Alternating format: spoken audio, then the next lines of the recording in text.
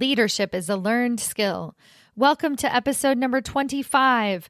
On today's episode, I'm going to show you exactly how you can start getting really good at receiving feedback and why being good at receiving feedback is a critical factor in your success at the senior leadership level, and exactly how you can start making feedback part of your monthly conversations with your boss. Listen on. Welcome to Maximize Your Career with Stacy Mayer, a podcast about achieving your career goals while also being yourself.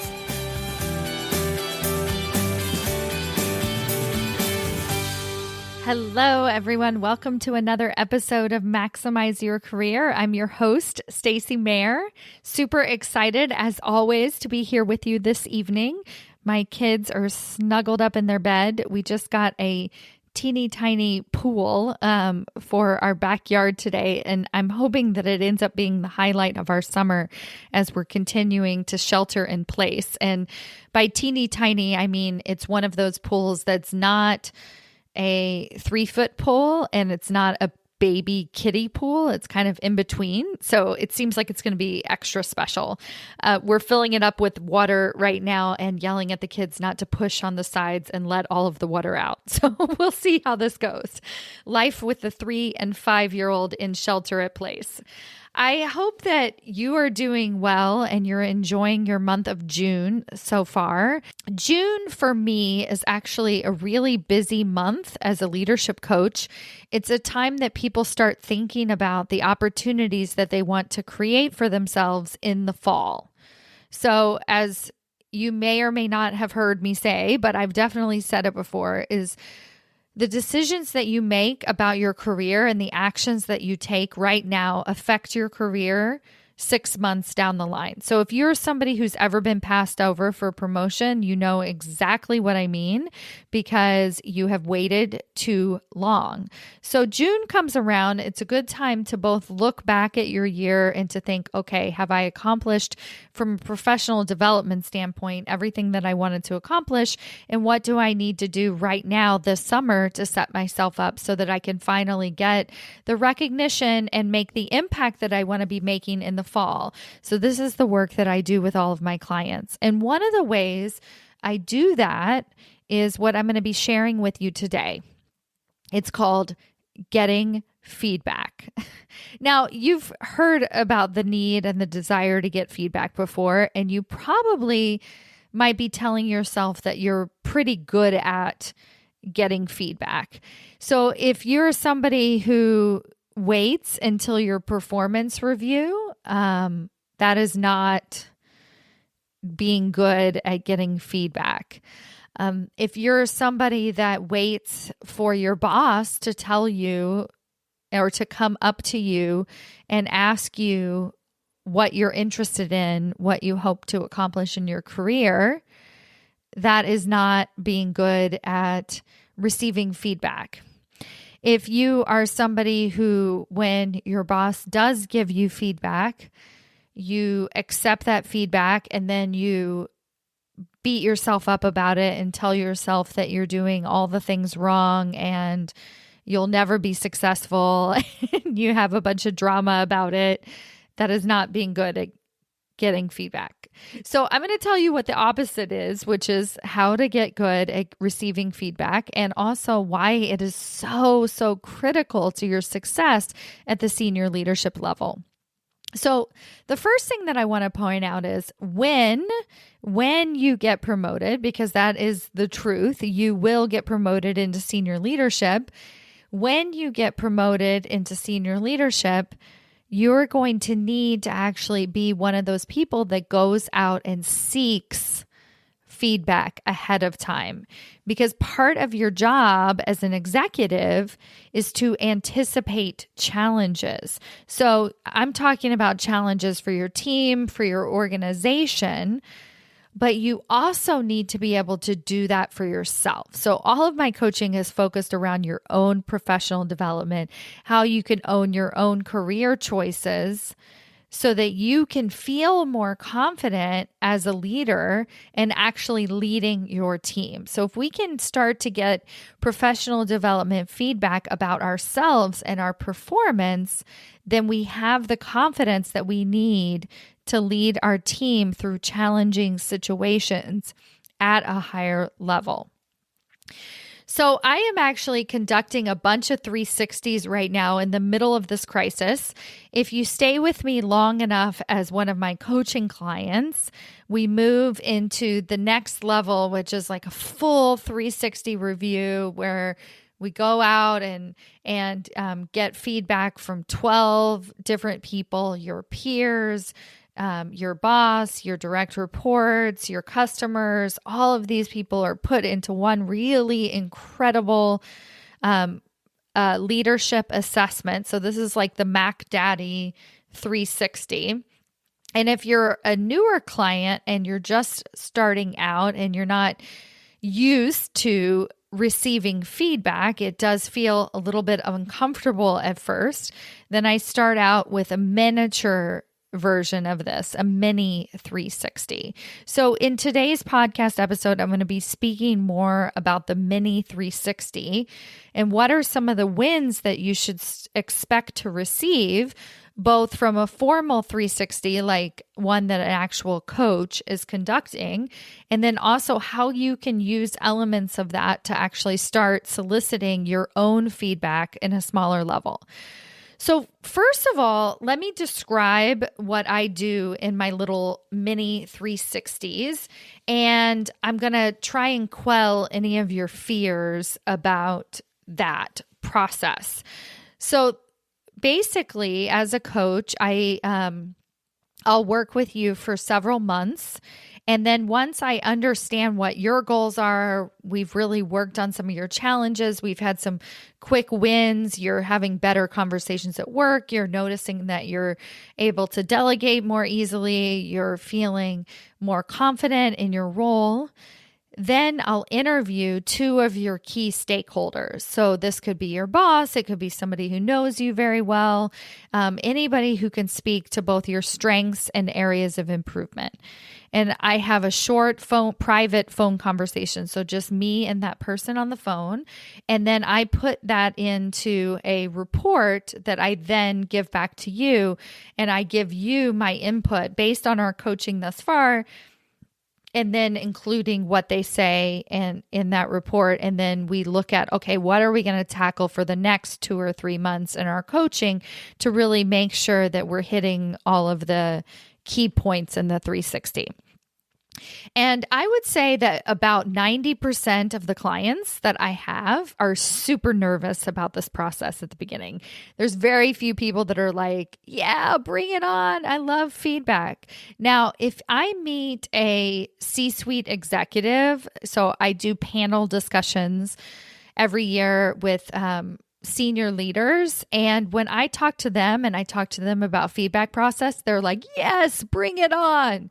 But usually people at the middle management level aren't quite comfortable yet receiving direct feedback on their performance, which is totally normal. Like we just haven't practiced that muscle, right? So up until this point in your career, you've always been acknowledged because of the work that you do, like the output. So you usually know kind of along the way how you're doing, and you're able to gauge the process and like, did I hit my deadlines?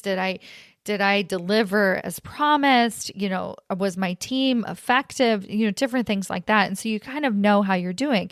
But from a professional development standpoint, it's a different ball game.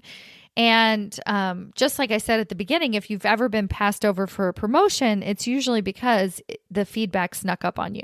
Or if you've ever been somebody who showed up for your performance review and then went home crying to your spouse about it afterwards because you were so shocked at the feedback that you received or at the recognition that you did not receive, then it's because you didn't solicit the feedback early enough to actually make those changes long before your performance review.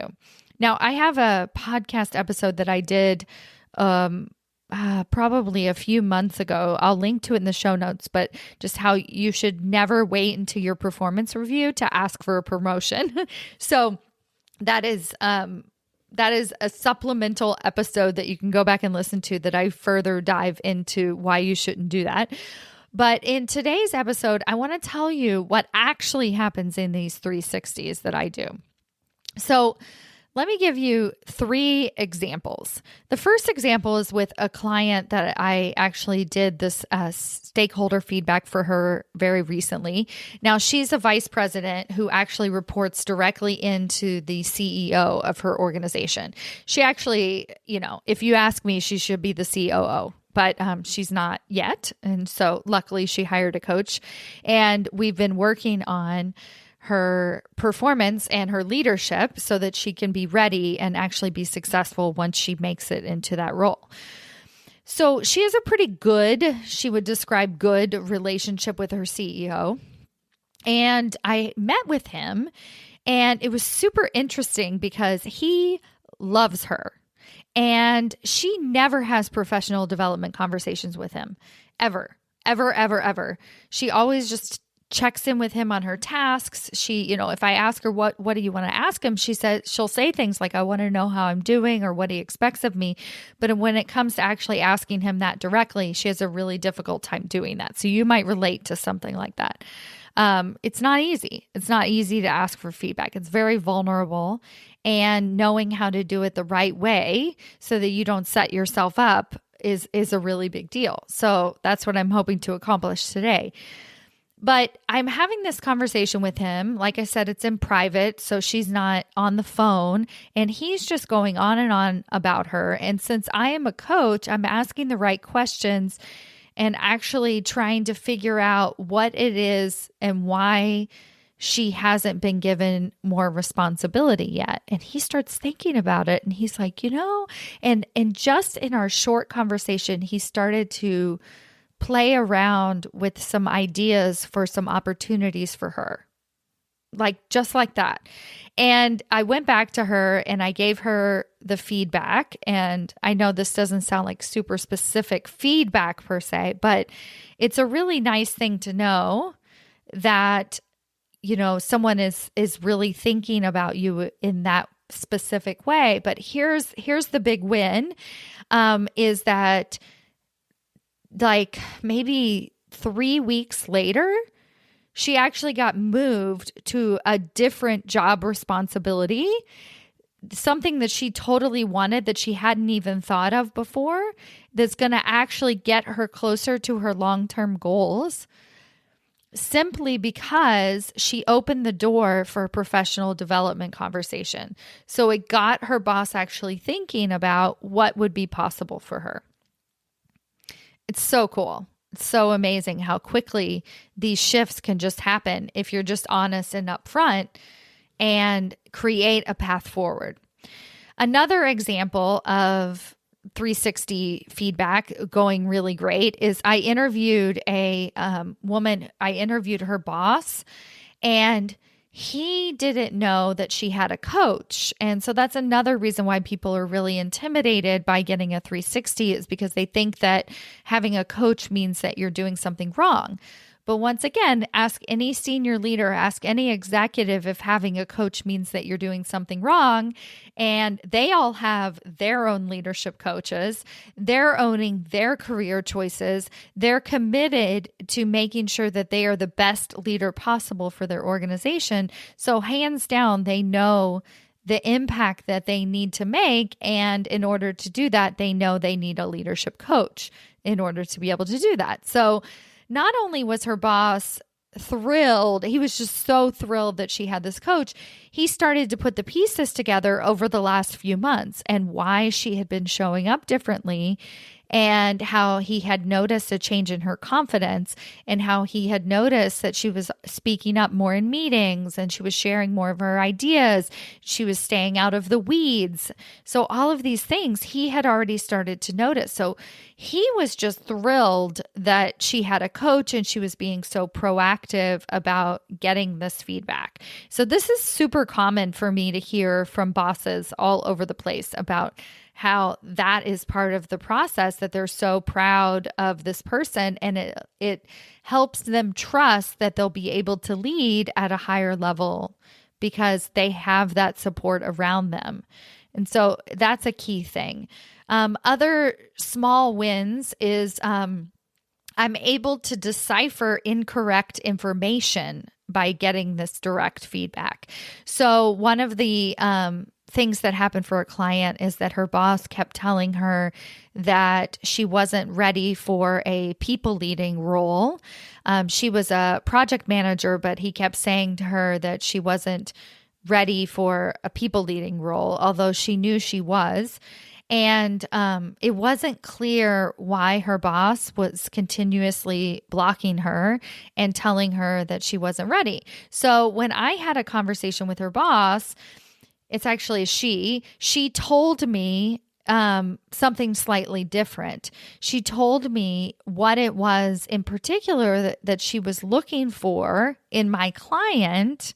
Not that she wasn't ready for a people leading role, but that she wasn't ready for a people leading role in that particular department. So it gave us so much more information to go back on and to figure out, oh, okay, so this isn't like set in stone. It's just that she doesn't want you managing this particular team.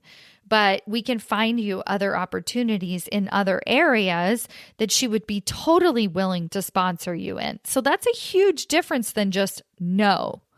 So having this direct feedback, having a third party do it is also really beneficial, because not only can I ask questions that maybe you wouldn't be as bold to ask, but it allows the conversation to open up deeper, but it also it just kind of lets you off the hook, because I always have your best interest at heart, right? So all of the feedback that I'm giving my clients is because I want them to grow, not because I want to harm them and tell them how stupid they are, right? So it's just a really effective process. Now, let's say you don't have a coach and you want to start being more proactive about your professional development. You want to make sure that you're not waiting for your performance reviews, because you believe me, you listen to my podcast and you're like, okay, Stacy, I'm not going to wait till my performance review to understand what my professional development goals are, what my strengths and areas of improvement need to be. And you're going to go out and start getting it. So here's the first thing that I want you to do.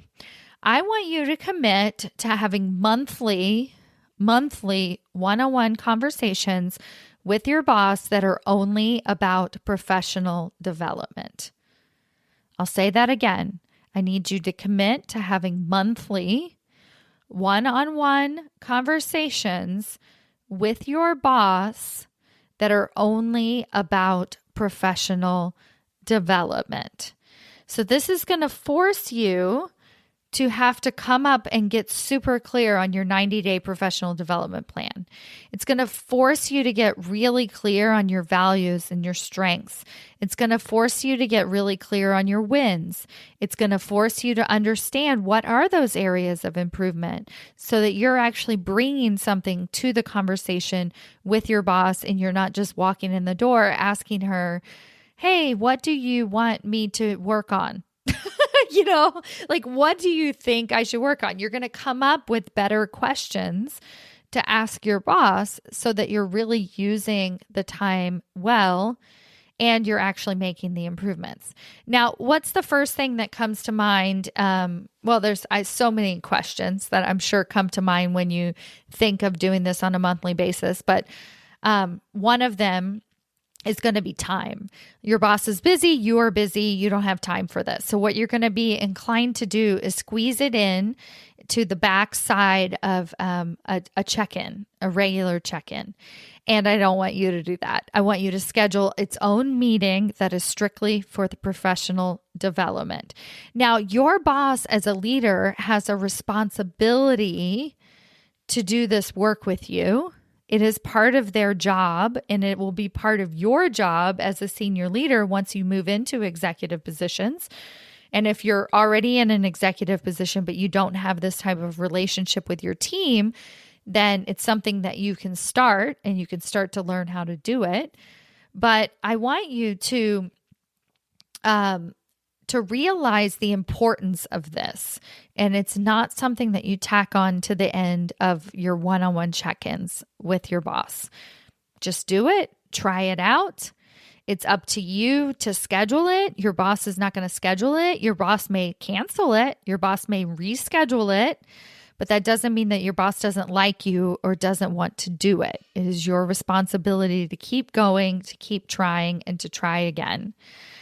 Now, the second thing that could be coming up for you is, what the heck are we going to talk about? Like, I don't want the conversation to just be all about me. And that's where some of the mentoring type tools come into play.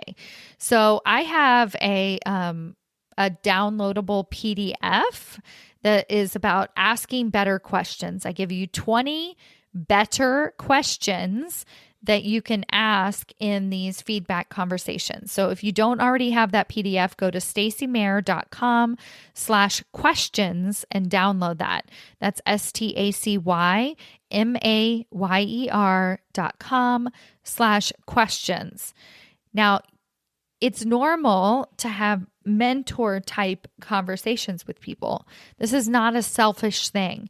What you're actually doing is you're understanding from your boss how you can be a better leader for your boss, for your organization. It feels like it's all about you, but it's actually not. They hired you to do a job, and the fact of the matter is you could be doing it better. And so you want to know, how can I be doing it better? What are my goals? Like, how can I get there? If I am going to get there, what would it take for you to put me up for a promotion? Like these bold asks. And the third thing that might be coming up with you is, hell no. I don't have the emotional capacity to deal with this right now. I had a client, last year, and she hated receiving feedback. She hated it. And honestly, once I had the 360 with her boss, I was like, oh my gosh, I can totally see why. Her boss wanted to fix her.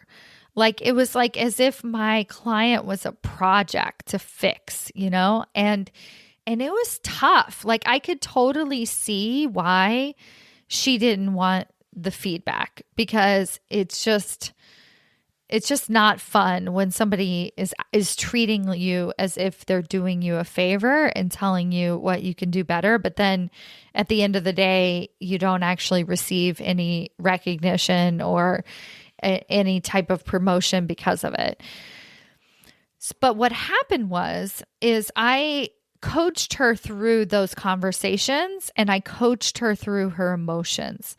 So she was able to ask better questions because she was managing her emotions. So what was happening was she was showing up to these conversations as the receiver. She was just walking in the door and being like, hey, tell me what I'm doing wrong. And he would tell her all the things she's doing wrong. And so we flipped that so that she started coming in and driving the conversation. Even though her boss was clearly the driver of the conversations and held the power in the room, I started to give her the power. So she controlled these professional development conversations. She said, I want feedback on this specific presentation, and this is my question that I'm asking you. She got super specific, and you know what? Two things happened. Her boss started to turn around his attitude about her. He started to see her differently. He stopped trying to fix her. He started to respect her as a leader. And the second thing has happened is she got promoted. Yes, she actually finally got the recognition that she had been trying to get for so long.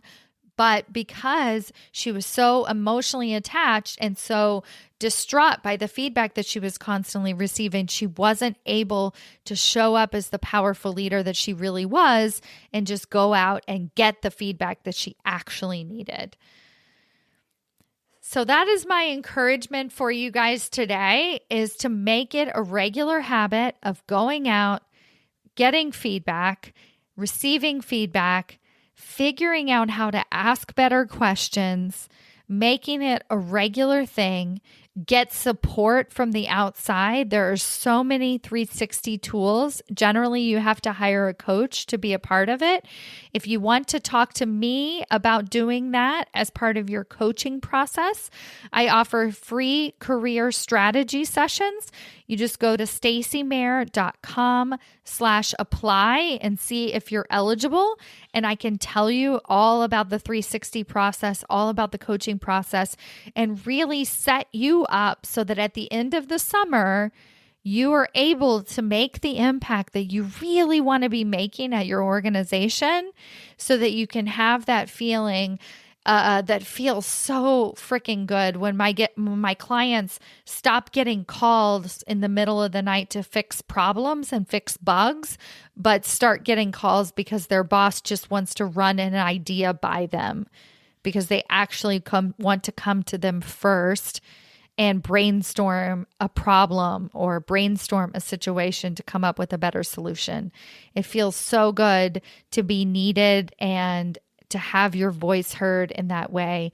It feels good to have your boss go up to the CEO and compliment the work that you're doing, not just the hours that you're putting in, but the ideas and the solutions that you've been able to come up with from your organization. So if that's something that you want to accomplish this year, I encourage you to apply for your free career strategy session. The strategy session's totally risk-free. You're going to get a ton of information, and there's no obligation to sign up for coaching. But if I do think can help you, then I will certainly share with you all of the details of how we can actually get started so that you can finally make the impact that you want to make.